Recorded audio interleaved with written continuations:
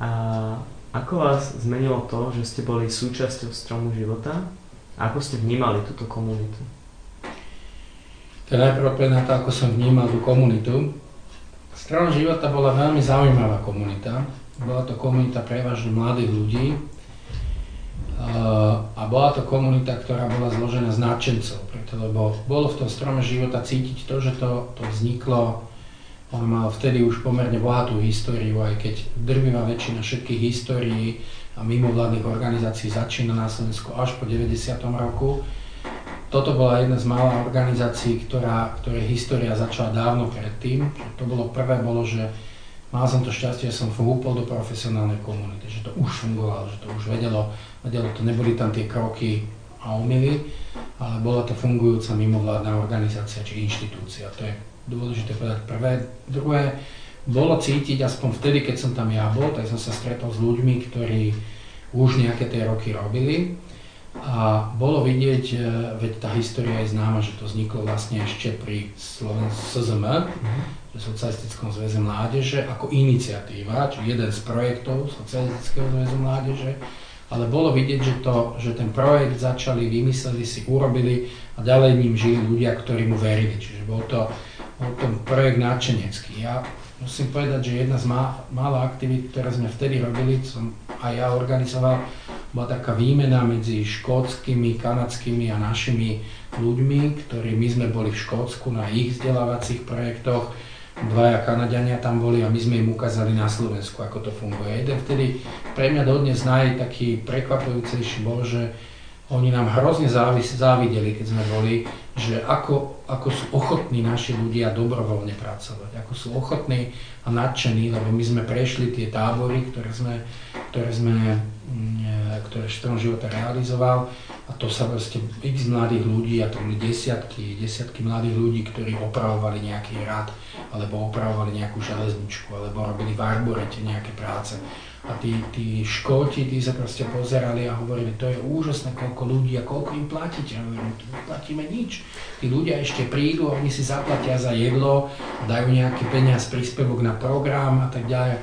Že to je úžasné, že to je neuveriteľné. Ale fakt je ten, že u nás jednoducho to nadšenie, preto keďže to nebolo oficiálne povolené, tak časť je to, že zakázané ovocie najlepšie chutí, mladých ľudí lákalo robiť niečo, čo bolo ako non-official.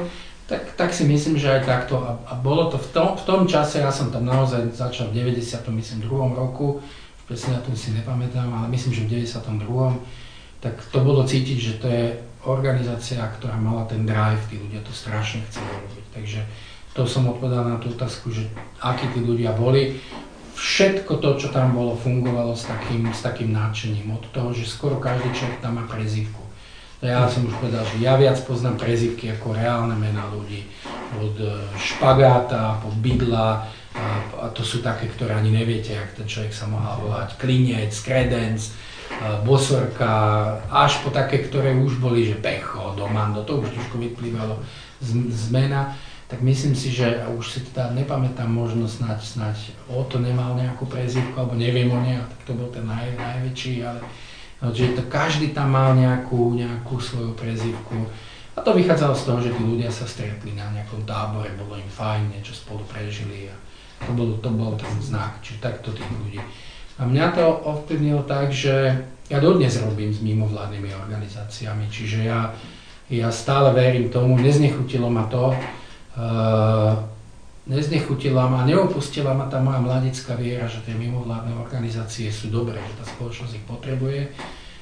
Myslím si, že to je dôležité, lebo aký je začiatok, tak je dôležité, že keď ten začiatok je, máte nejakú predstavu, že idem robiť do výskumného ústavu, moji kolegovia, spolužiaci. A potom tam prišli a zistili, že ďaleko sú od výskumu, že keď si robia nejaký výskum, najprv musia poznať tých správnych ľudí, aby dostali od chemikálií po čas na prístrojoch a tak ďalej. Čiže častokrát sa potom dostať k nejakému výsledku ako kolektív, čiže bol pán profesor ako to znamenalo, chlapci odrobili a profesor to podpísal. Takže poznám veľa ľudí veľmi frustrovaných a ja musím povedať, že ja sám seba považujem v tomto za šťastlivca, pretože hneď moje prvé zamestnanie, alebo prvé, aj keď to nemôžeme ešte nazvať zamestnanie, lebo to bola civilná služba, čiže to nebolo nejako platené. Ale prvé, kde som odovzdával nejaké profesionálne výkony, tak ja som sa nesklamal v tom, že tá mimovládka a tento štýl nadšenia a dobrovoľnej roboty, že to funguje a že to má svoju váhu, že ten svet, ktorý my sme si mysleli, že sa zmení veľmi rýchlo a dnes už vieme, že sa tak rýchlo nemení, ale zase vieme, že sa mení. A čo je veľmi dôležité. Keby sme si mysleli, že sa nemení, tak je zle. A ja teda, to je to, čo mne aj strom života dáva. Mení sa. A mení sa, áno, to je dobré.